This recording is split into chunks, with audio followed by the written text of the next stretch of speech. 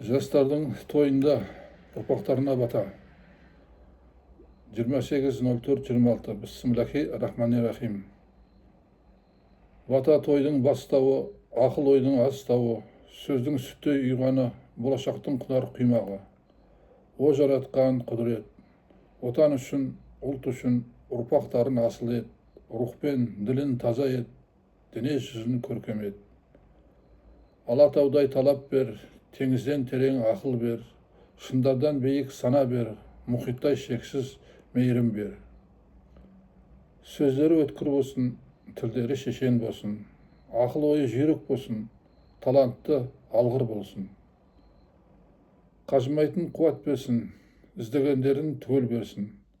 Арайлап атқан әр күні тек қуаныш әкелсін. Жолдары ашық болсын, бастарына бақ қонсын. Жақсылыққа жетелеп, Алланың өзі жақ болсын. Аумин. Алдалы айтпасатын белгі бар, басып жазсаңыздар құп болады.